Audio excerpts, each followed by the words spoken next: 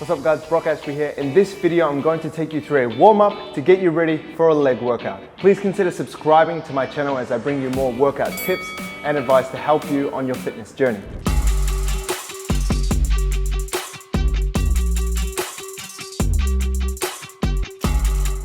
So let's get started with this warm-up. The first exercise is going to be the world's greatest stretch. That's what it's called. It may be the world's greatest stretch, it may not be, but I can definitely feel this one in my glutes really well and it warms them up awesomely. So we're gonna get into our push-up position first. Let me kind of move back here like that. So we're getting in our push-up position like this. So what we wanna do, I'll come back a little bit more, is bring our knee up to our chest. I'll start with my right side. We're bringing this up here, and then we're gonna bring our elbow back until we're perpendicular to the floor. So our arms like that, we're creating a 90-degree angle here with the floor, and I like to think of elbowing the wall like that, and then we just swap on the other side. So we're coming up, knee up to the chest, and then bringing the elbow back until it's straight up and down, perpendicular to the floor, and that's 1 each side. So we want to do 10 each side. So it's going to look like this. The second exercise I'm going to take you through is called the Shin Box. So you're going to put your hands behind your back and just kind of sit back like this, as if you're just chilling out at a concert on the floor. And then what we're going to do is come to the side like that. So my right knee is touching my left foot and my left knee is down on the floor like that. So you can hold this if you want back here, and then you're going to swap the other side like that. So that's 1 each side. Once again, we're going to go 10 each side. So bang, bang. This is going to warm up our hips. Bang. So you may find that one side's harder than the other. I definitely find it harder to get into this position than I do for this. This feels really easy. This feels really hard. And a tip for this one, if you really want to get a stretch in the glutes, what you can do is kind of sit over and try and put your chin to the floor this way. And that's going to get a stretch here on my left glute. And then if I come the other way, what's going to happen is I'm going to get a stretch in my right glute, trying to put my chin to the floor like that. So if I want to warm up and my glutes are feeling tight, then I'll do this. Otherwise, I'll kind of just sit back in that position and do the Shin Box. The third exercise that I'm going to show you is one of my favorites, the scorpion. So with the scorpion, we're going to lay down in a T, and then I'm going to try bring my left foot up to my right hand. So it's going to look like this. Sometimes you can feel a few clicks in your back as you kind of reach, and you want to go 10 each side. So coming across like that, I think that's 2 each side. And remember to keep these arms down. It's easy to kind of go like that, but if you keep it down, it makes it trickier to bring your feet up. So don't get lazy with your arms, keep them pinned to the floor, and really try and drive that foot all the way up. Coming along this way, and then coming over here. I don't want you holding it. I don't want you to do static stretches, okay? So if we're getting ready for a workout, we don't want to do any static stretching. We want to keep it dynamic. Next exercise is going to be the same, but we're going to be on our back. So this is called the reverse scorpion, and it's going to go like this. So arms still stay down, and we're trying to bring our toe up to our opposite hand.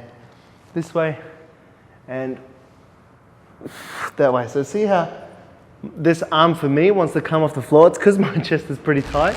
It's not that flexible, but I need to try and keep it down. This side. And once again, we're going 10 each side. This next exercise that I'm going to take you through is called knee to wall. And I want you to do 10 per leg. And this is going to help with our ankle mobility and really warm up our calf muscles as well to help us get our knees over our toes. So when we squat, we can put our knees over our toes. If we have healthy knees and it doesn't cause any discomfort, we can sit like this.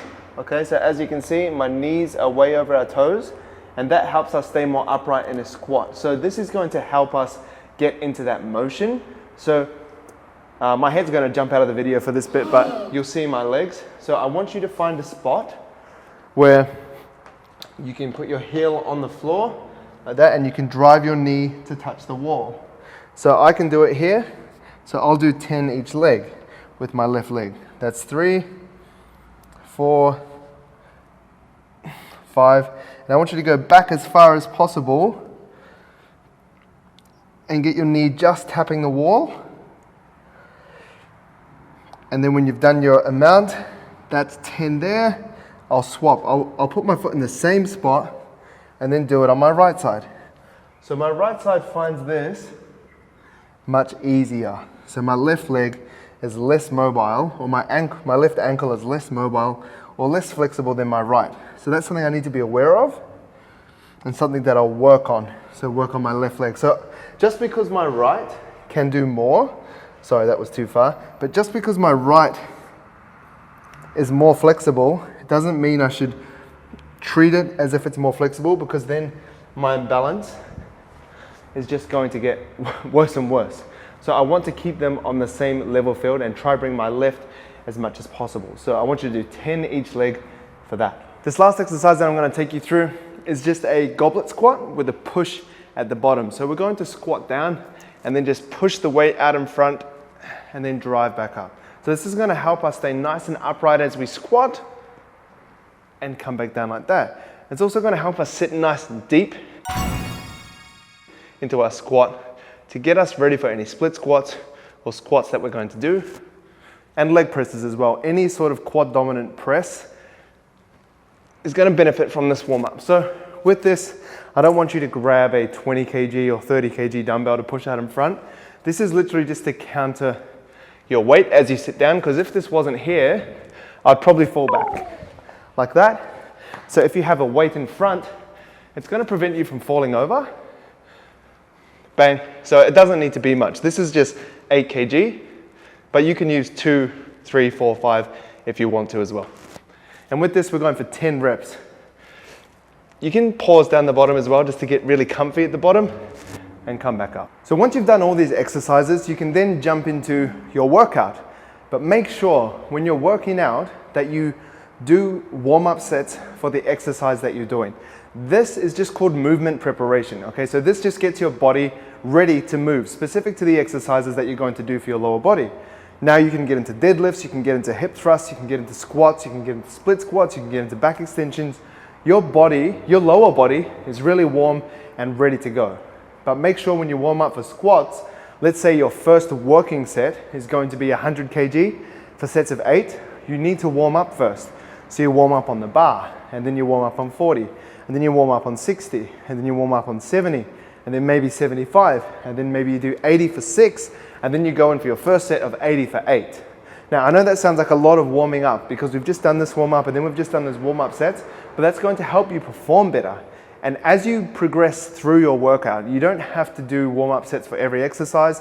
The first exercise you have to do quite a lot because you're fresh, you're getting warmed up. But as you progress through the workout, your body's going to be more warm, so you don't need to do 3 warm-up sets. You might just need to do 1 warm-up set per exercise after your first one, or maybe just a couple. And maybe towards the end, when you're doing smaller muscle groups like calves, or you're doing smaller movements, you may not even need to do any warm-up sets before you get into the working sets. Hope that helps, guys. If you're enjoying this content, please make sure you subscribe, like the video, share the video. It helps me out a lot, and I'll see you in the next video.